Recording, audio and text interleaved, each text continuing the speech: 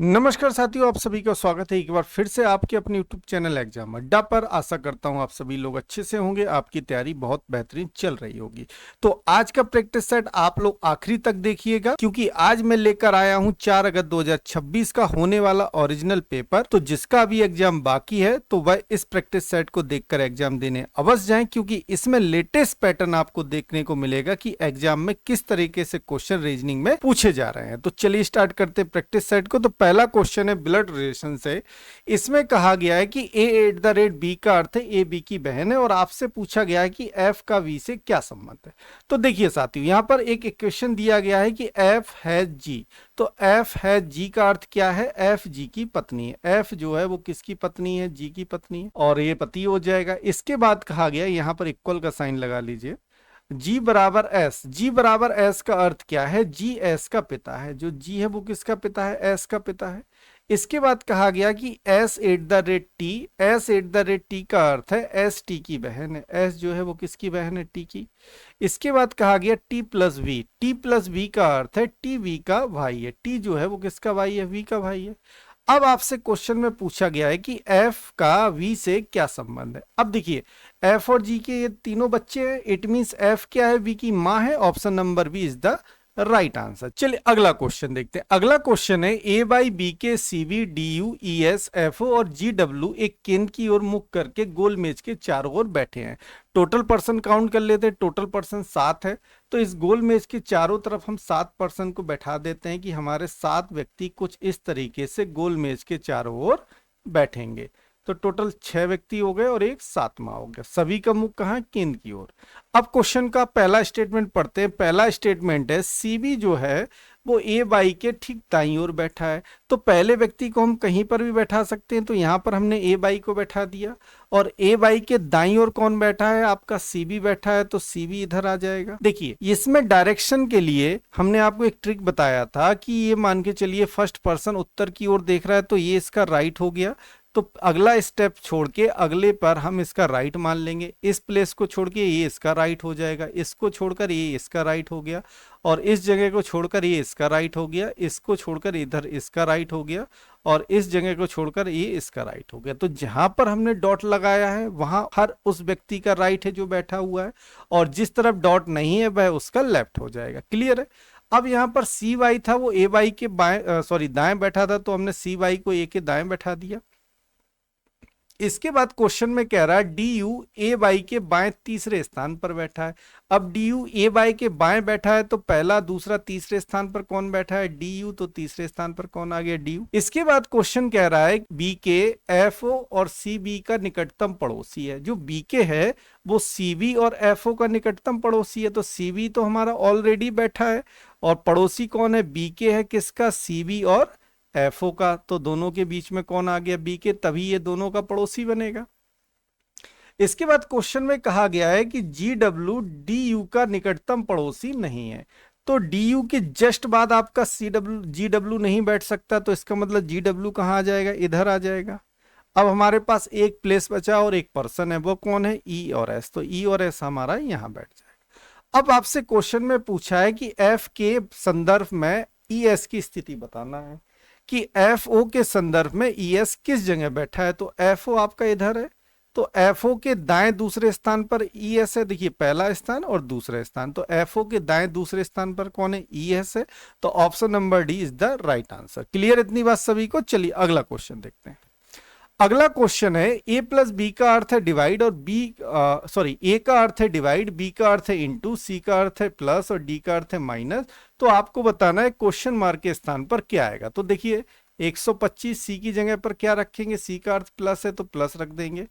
35 आ गया। बी का अर्थ इंटू है तो बी प्लस रख देंगे 6। डी का अर्थ क्या दिया है? माइनस, माइनस 12 आ जाएगा। और ए का अर्थ दिया है डिवाइड, तो यहाँ पर डिवाइड 4 आ जाएगा। तो 4 से 12 को डिवाइड करेंगे तो 3 आ जाएगा। माइनस प्लस 6, कुछ गलती कर दिया क्या? 35 और 6 के बीच में बी था, तो बी का इंटू होता, सॉरी यहां पर इंटू आ जाएगा। यहां पर इंटू हो गया। तो यहां पर 6 का मल्टीप्लाई किस में हो जाएगा? 35 में। तो कितना आ जाएगा? 6 पंचे 30 की 0 आ गया। 3 6 18 3 21 210 प्लस का 125। अब 210 125 जोड़ देंगे तो कितना हो जाएगा आपका 335, और 335 में से 3 जाएगा तो आंसर क्या आ जाएगा 332। Option number B is the right answer. चलिए अगला क्वेश्चन देखते हैं। अगला क्वेश्चन है, यदि शब्द JUXTAPOSE के प्रत्येक अक्षर को अंग्रेजी वर्णमाला के क्रम में व्यवस्थित कर दिया जाए तो कितने अक्षरों का स्थान अपरिवर्तित रहेगा। अब देख लीजिए, यहां पर आपको शब्द दिया गया है कि AUXTAPOSE। अब इसको अंग्रेजी वर्णमाला के हिसाब से व्यवस्थित करते हैं। तो पहला अंग्रेजी वर्णमाला पहला लेटर क्या आता है, ए के बाद ई आ जाएगा आपका, और ई के बाद क्या आ जाएगा, ई के बाद आपका जे आ जाएगा, और जे के बाद आपका ओ आएगा, ओ के बाद पी, एस, टी, यू और एक्स। तो हमने अंग्रेजी वर्णमाला के अकॉर्डिंग इसको व्यवस्थित कर लिया।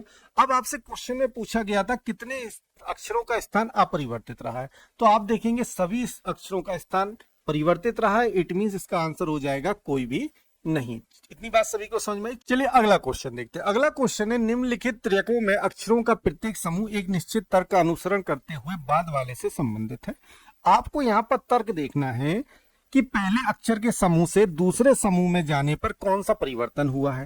देखिए पहला अक्षर समूह ये है, दूसरे अक्षर समूह में जाने पर अक्षरों का कौन सा परिवर्तन हुआ है, और तीसरे अक्षर समूह में जाने पर कौन सा परिवर्तन हुआ। तो देखिए जब भी इस तरह का क्वेश्चन मिले तो इसके लिए सबसे आसान तरीका है कि दूसरे अक्षर पर ध्यान दीजिए। दूसरा अक्षर इसमें क्या है, ए है, और दूसरे समूह में यही अक्षर किस नंबर पर आ गया, पहली पोजीशन पे आ गया, और तीसरे में भी कहा है पहले पोजीशन में। इस समूह की बात करते हैं तो इसमें दूसरा लेटर ई है, और दूसरे समूह में यह पहले नंबर पे है, और तीसरे में भी यह पहले नंबर पे। तो यहाँ तर्क क्या है कि समूह का जो दूसरा लेटर है वो दूसरे समूह में पहले नंबर पर है, और तीसरे समूह पर भी पहले नंबर पे है। तो इसी लॉजिक को देखते हैं किस ऑप्शन में फॉलो हो रहा है। तो यदि मैं पहले समूह टीम की बात करूं तो इसमें पहले दूसरा लेटर ई है, तो दूसरे समूह पर इसे पहले नंबर पे होना चाहिए, तीसरे पर भी पहले पर होना चाहिए। तो ऑप्शन नंबर ए इस लॉजिक को फॉलो नहीं कर रहा था, ये ऑप्शन गलत हो गया। ऑप्शन बी की बात करें तो इसमें दूसरा लेटर ओ है, दूसरे समूह पर ये पहले नंबर पर, और तीसरे समूह पर भी ये पहले नंबर पर। It means option number B is the right answer. इतनी बात सभी को समझ में आई। चलिए अगला क्वेश्चन देखते हैं। अगला क्वेश्चन है कि 6 व्यक्ति HIJNO और P एक ही इमारत की 6 अलग अलग मंजिलों पर रहते हैं। क्लियर है। अब देखिए इसके लिए हम यहाँ पर एक सारणी बना लेते हैं। टोटल व्यक्ति 6 हैं, तो पहला, दूसरा, तीसरा, चौथा और पांचवा। ठीक, पहला व्यक्ति यहाँ बैठेगा, दूसरा, तीसरा, चौथा, पांचवा और छठवां। अब इसमें कहा गया है कि इमारत में सबसे नीची मंजिल की संख्या 1 है और उसके ऊपर की मंजिल की संख्या 2 है। इसी प्रकार सबसे ऊपरी मंजिल की संख्या 6 है। जैसा कि हमने यहाँ पर लिखा, सबसे निचली मंजिल की संख्या 1 है और सबसे ऊपरी मंजिल की संख्या 6 है। क्लियर है। अब इसमें पहला स्टेटमेंट है कि n मंजिल 2 पर रहता है। तो मंजिल 2 पर कौन रहता है, n। तो यहाँ पर हमने n को बिठा दिया। इसके बाद क्वेश्चन में कहा जा रहा है कि h n के नीचे की किसी मंजिल पर रहता है। जो h है वो n के नीचे की किसी मंजिल पर रहता है, तो n के नीचे एक ही मंजिल है, तो यहाँ पर कौन आ गया आपका h। इसके बाद क्वेश्चन में कह रहा है कि o और h के बीच केवल 4 व्यक्ति हैं। अब o और h के बीच कितने व्यक्ति हैं, 4 व्यक्ति हैं। ठीक है। अब h तो हमारा ऑलरेडी बैठा हुआ है, तो o और h के बीच 4 व्यक्ति है, पहला, दूसरा, तीसरा, चौथा। तो o कहाँ आ जाएगा आपका, सबसे ऊपर आ गया। तभी दोनों के बीच में कितने व्यक्ति होंगे, 4 व्यक्ति होंगे। इतनी बात सभी को समझ में आई। इसके बाद आपसे क्वेश्चन कह रहा है कि p एक सम संख्या वाली मंजिल पर रहता है। अब देखिए आपके पास सम संख्या क्या है, एक ही है जो है 4, तो p सम संख्या वाली मंजिल पर रहता है, इसका मतलब p इधर आ जाएगा। इसके बाद क्वेश्चन में कहा जा रहा है j एक विषम संख्या वाली मंजिल पर रहता है, लेकिन मंजिल 5 पर नहीं है। तो j 5 पर नहीं है, तो इसका मतलब j की पोजीशन क्या होगी, तीसरी मंजिल पर, क्योंकि 3 भी एक विषम संख्या है। जैसा कि क्वेश्चन में कहा गया कि j एक विषम संख्या वाली मंजिल पर रहता है। अब आपकी एक मंजिल खाली है और एक ही लेटर खाली है, वो कौन सा है, i। तो i आपका इधर आ जाएगा। क्लियर है। अब आपसे क्वेश्चन में पूछा जा रहा है कि i और n के बीच कितने व्यक्ति है। देखिए i इधर है, n इधर है, दोनों के बीच में कितने व्यक्ति है, 2 व्यक्ति है। Option number D is the right answer. Clear, इतनी बात सभी को। चलिए अगला क्वेश्चन देखते हैं। अगला क्वेश्चन है क्वेश्चन मार्क के स्थान पर क्या आएगा। तो यहाँ पर देखिए 405 से हमें 385 पर पहुंचना है, तो कितना घटाना पड़ेगा, तो आप कहेंगे -20।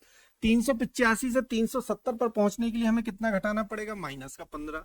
और 370 से 360 पर पहुंचने के लिए -10। तो आप यहाँ पर देख रहे हैं 20 से 15, 15 से 10, -5 हो रहा है। तो 10 से अगला स्टेप क्या मिलेगा, -5। तो 360 में से 5 घटा देंगे तो क्या बचेगा, 355। Option number D is the right answer. Clear इतनी बात सभी को। चलिए अगला क्वेश्चन देखते हैं। अगला क्वेश्चन है कि 7 बॉक्स आई जे के एम एन पी और क्यू एक के ऊपर एक रखे गए हैं, लेकिन जरूरी नहीं है कि इसी क्रम में रखे हों जैसा कि यहां पर क्रम दिया गया है।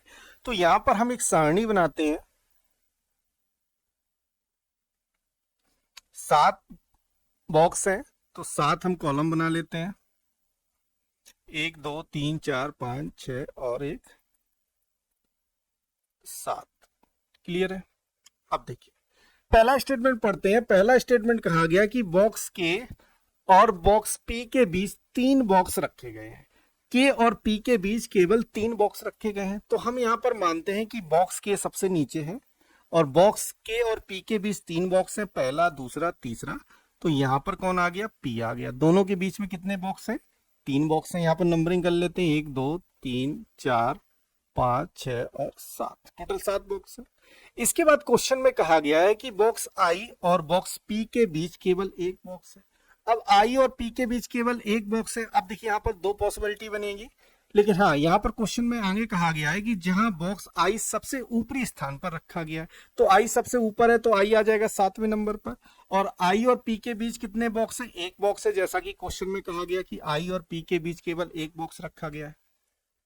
इसके बाद क्वेश्चन कह रहा है कि एन को बॉक्स क्यू के ऊपर रखा गया है। एन को बॉक्स क्यू के ऊपर रखा गया है, इसका मतलब ये दोनों बॉक्स एक साथ आएंगे। अब यहां पर देखिए हमारी 2 पॉसिबिलिटी बनेगी।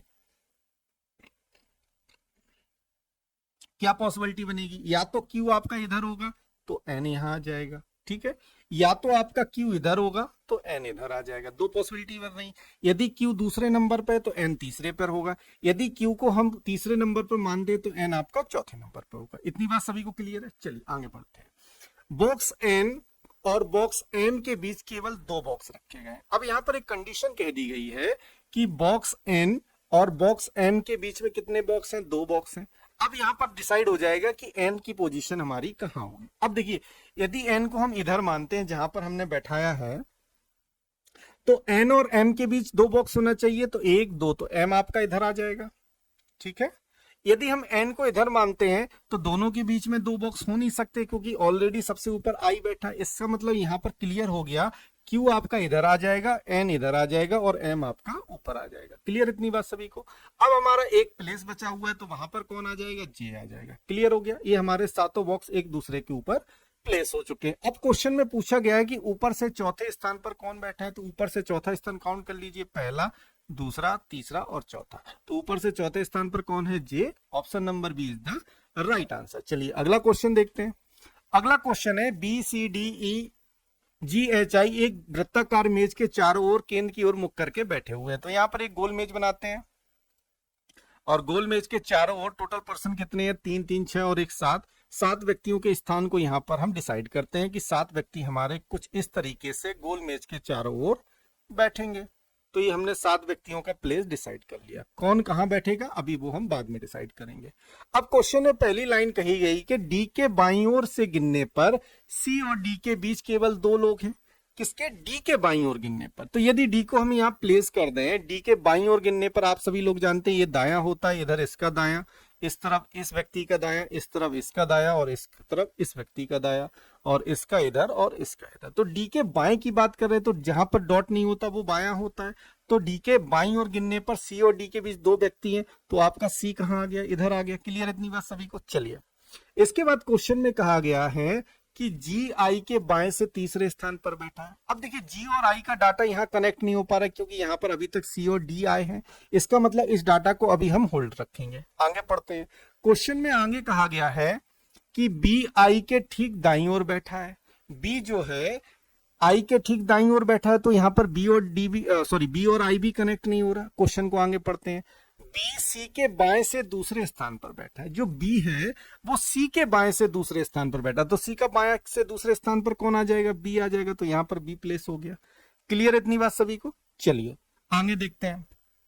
अब देखिए अभी तक हमने जी और आई के डाटा को छोड़ा है और बी और आई के डाटा को छोड़ा है। अब यहाँ पर हमारा बी बैठ चुका है, इसका मतलब ये डाटा कनेक्ट हो रहा है।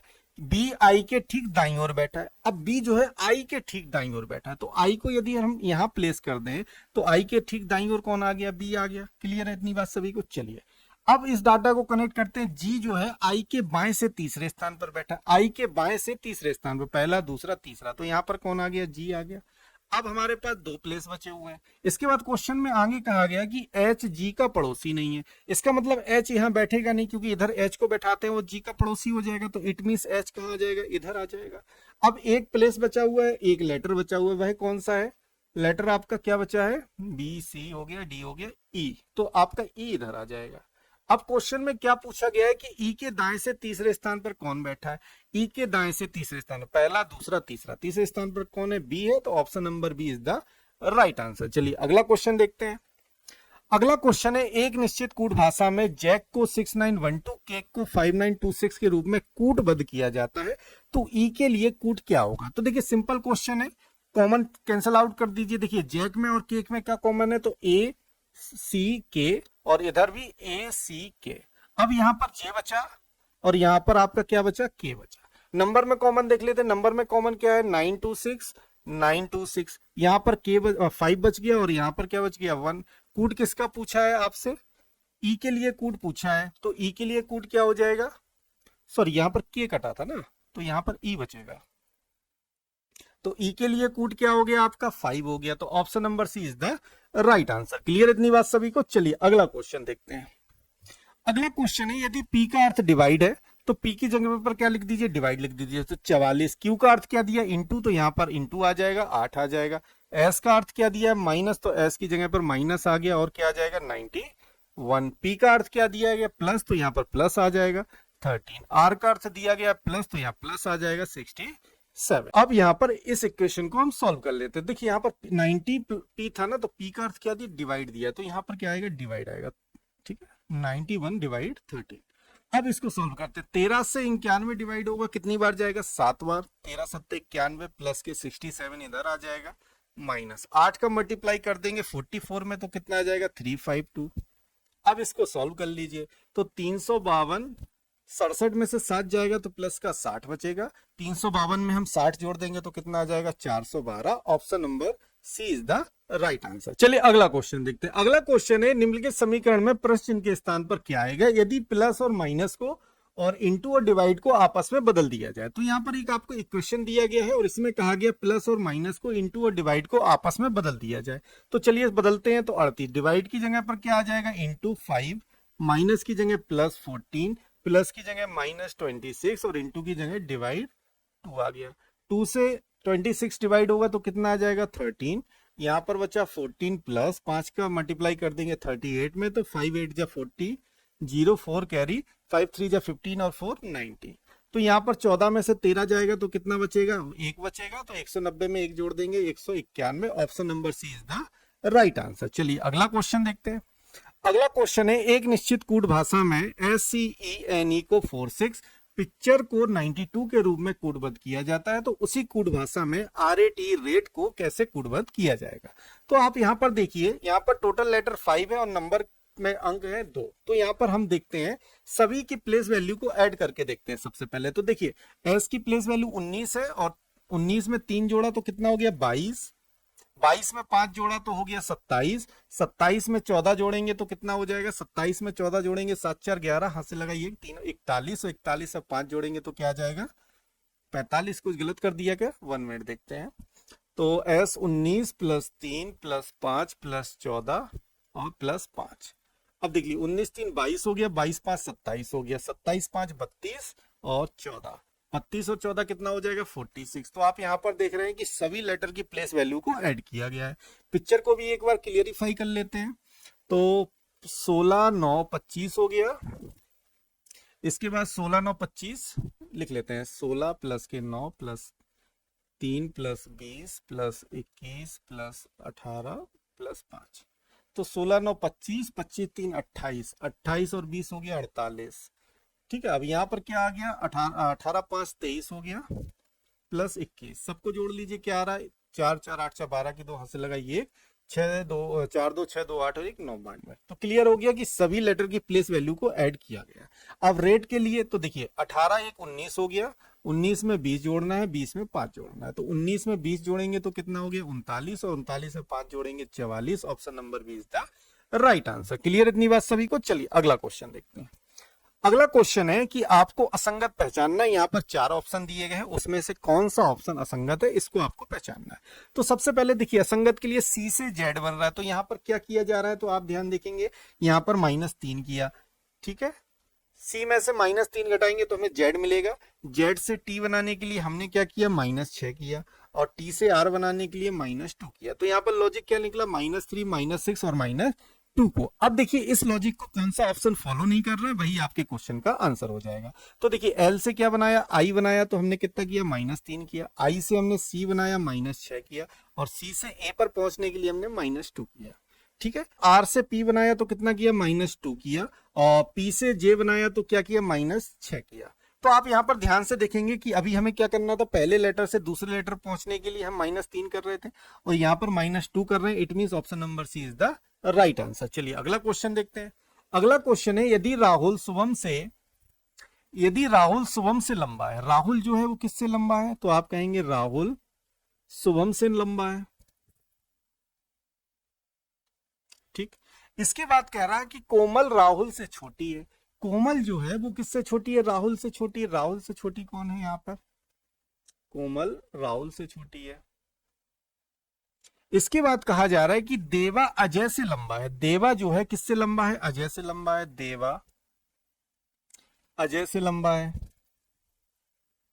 लेकिन शुभम से छोटा है। देवा जो है अजय से तो लंबा है, लेकिन किससे छोटा है, शिवम से छोटा है। तो यहां पर कौन आ गया, शुभम। और शुभम किससे छोटा है, राहुल से, जैसा कि इस स्टेटमेंट में दिख रहा है। तो यहां आ गया राहुल। अब आपसे क्वेश्चन में पूछा है सबसे लंबा कौन है, तो सबसे लंबा कौन हो जाएगा, राहुल, क्योंकि कोमल भी राहुल से छोटी है, तो इट मींस राहुल सबसे लंबा हुआ। तो option number C is the right answer. चलिए अगला क्वेश्चन देखते हैं। अगला क्वेश्चन, यहाँ पर आपको 2 समुच्चय दिए गए हैं और उसमें बताना है कि किस लॉजिक का यूज किया गया है, और वही लॉजिक आपको ऑप्शन में ढूंढना है। तो देखिए यहाँ पर 46 और 52 दिया गया है, तो यहाँ पर 52 से 46 किस लॉजिक के तहत बनाया गया, तो आप यहाँ पर देखेंगे 52 में यदि हम 3 से मल्टीप्लाई कर दें तो कितना आ जाएगा, 3 दूनी 6 और 1 15, 156। लेकिन यहाँ पर क्या दिया, 146, तो 156 में से यदि हम 10 घटा दें तो हमें क्या मिल गया, 146। तो लॉजिक क्या मिला कि लास्ट नंबर तो 3 से मल्टीप्लाई करना है और -10 करना है। तो क्या यही लॉजिक इस पर भी फॉलो हो रहा है, तो 33 में यदि हम 3 से मल्टीप्लाई करेंगे तो क्या मिल जाएगा, 99, और 99 में से 10 घटा देंगे तो क्या मिल जाएगा, 89। इट मींस यहाँ पर क्लियर हो गया लॉजिक हमारा। अब देख लेते हैं इस लॉजिक को फॉलो कौन सा ऑप्शन कर रहा है। तो 45 दिया, 45 में 3 से गुणा करेंगे तो कितना मिलेगा, तो आप कहेंगे 45 दिया कितना होता है, 45 दिया होता है 135, और 135 में से 10 घटाएंगे तो 125 आना चाहिए, यहाँ पर 120 आ रहा है। इट मींस ऑप्शन ए गलत हो गया। 18 थी 54, और 54 में से 10 घटाएंगे तो कितना बचेगा, 44 बचना चाहिए, यहाँ पर क्या बच रहा है, 46। तो इसका मतलब ऑप्शन बी भी गलत हो गया आपका। क्लियर है। इसके बाद ऑप्शन सी की बात करते हैं। 25 थी 75, 75 में से 10 जाएगा तो 65 बचना चाहिए, यहाँ पर सी आ रहा है, इसका मतलब ये ऑप्शन भी गलत। एक ही ऑप्शन बचा है डी, इट मींस ये ऑप्शन आपका सही हो जाएगा। चलिए एक बार चेक करा देते हैं। तो 31 में 3 से मल्टीप्लाई करेंगे तो कितना आ जाएगा, 93, और 93 से 10 घटाएंगे तो क्या आ जाएगा, 83। Option D is the right answer. चलिए अगला क्वेश्चन देखते हैं। अगला क्वेश्चन है, अक्षय बिंदु ए से चलना प्रारंभ करता है। तो यहाँ पर 4 डायरेक्शन लिख लेते हैं, नॉर्थ, ईस्ट, साउथ और वेस्ट। अब यहाँ पर अक्षय बिंदु ए से चलना प्रारंभ करता, उत्तर की ओर 12 किलोमीटर जाता है, तो उत्तर के नीचे 12 लिख दिया। उसके बाद वह दाएं मुड़ता है और 15 चलता है, तो दाएं मुड़ेगा 15 चलेगा। फिर वह दाएं मुड़ता है और 17 चलता है, तो 17 चल दिया। इसके बाद वह फिर दाएं मुड़ता है और 18 चलता है, तो 18 आ गए। अंत में वह दाएं मुड़ता है और 5 किलोमीटर चलता है। यहां से दाएं मुड़ेगा तो कितना चलेगा, 5 किलोमीटर चलता है, और बिंदु पी पर रुक जाता है। उसे वापस बिंदु ए पर पहुंचना है, तो न्यूनतम दूरी और दिशा आपको बतानी है। तो अपोजिट डायरेक्शनों का हम क्या डिफरेंस ले लेते हैं, तो 17 17 कैंसिल हो गया, 15 और 18 का डिफरेंस कितना आ गया, 3।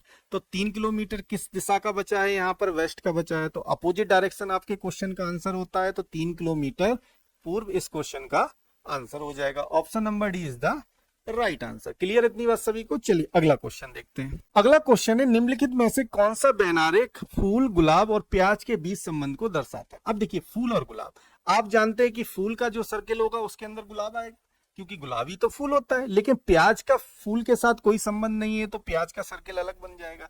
तो इस सर्किल के हिसाब से option A is the right answer. Clear इतनी बात सभी को। चलिए अगला क्वेश्चन देखते हैं।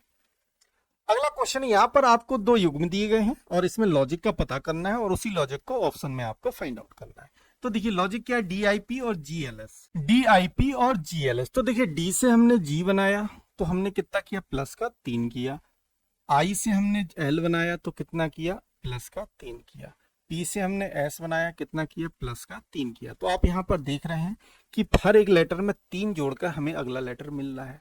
तो क्या यही लॉजिक हमारा इस पे फॉलो हो रहा है? B में हमने 3 जोड़ा, हमें 5 मिला।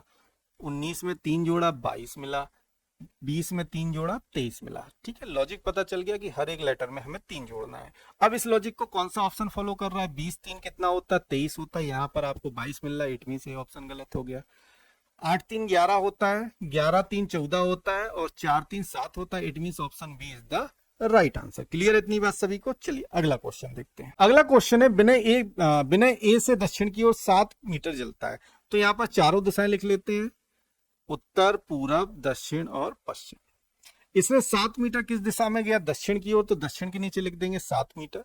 इसके बाद बाएं मुड़ता है, बाएं मुड़ेगा और कितना चलता है, 8 मीटर। फिर वह बाएं मुड़ता है और कितना जाता है, 4 मीटर। फिर वह बाएं मुड़ता है और कितना जाता है, 2 मीटर। अंत में वह दाएं मुड़ता है और 3 मीटर चलता है। अंत में दाएं मुड़ेगा और 3 चलेगा। सॉरी, अंत में वह दाएं मुड़ता है और 3 चलता है। अंत में वह फिर बाएं मुड़ता है, यहां से वह कहाँ मुड़ता है, फिर बाएं मुड़ता है और कितना चलता है, 2 किलोमीटर। और बिंदु पी पर रुक जाता है। बिंदु ए तक फिर से पहुंचने के लिए उसे किस दिशा में चलना पड़ेगा? यहाँ पर अपोजिट दिशाएं कैंसिल हो जाएंगी, तो नॉर्थ से साउथ कैंसिल हो गई, डिफरेंस आ जाता है। और यहाँ ईस्ट से पश्चिम जाएगा तो 8 और 4 तो बचेगा कितना, 4। 4 किसका बचेगा, पूरब का। तो आंसर क्या हो जाएगा, 4 किलोमीटर पश्चिम। तो ऑप्शन नंबर, इसमें दिशा पूछी है तो पश्चिम आपके क्वेश्चन का राइट आंसर हो जाएगा। क्लियर इतनी बात सभी को? चलिए अगला क्वेश्चन देखते हैं। अगला क्वेश्चन है, एक निश्चित कोड भाषा में ड्रॉ को 6924 के रूप में कोडबद्ध किया जाता है और विंस को 1356 के रूप में कोडबद्ध किया जाता है। तो डब्ल्यू के लिए कोड बताइए। देखिए डब्ल्यू का कोड निकालना है तो डब्ल्यू इसमें कॉमन है, डब्ल्यू इसमें कॉमन है। इट मीन नंबर में भी कोई एक नंबर कॉमन होगा। तो नंबर की बात करेंगे, 6 इधर कॉमन है और 6 इधर कॉमन है। इट मीन डब्ल्यू के लिए कोड क्या हो गया, 6। Option number C is the right answer. चलिए अगला क्वेश्चन देखते हैं। अगला क्वेश्चन है, क्वेश्चन मार्क के स्थान पर क्या आएगा? तो देखिए यहाँ पर 3 से 8 बनाया हमने तो क्या किया, +5 किया। 8 से 17 बनाने के लिए हमें कितना करना पड़ेगा, प्लस का 9 करना पड़ेगा। और 17 से 32 बनाने के लिए हमें क्या करना पड़ेगा, प्लस का 15 करना पड़ेगा। ठीक है, अब आप यहाँ पर देखेंगे 5 + 9, तो 5 में 4 जोड़ेंगे तो हमें क्या मिलेगा, 9 मिलेगा। 5 में हमने कितना जोड़ा, 4 जोड़ा तो हमें 9 मिल गया।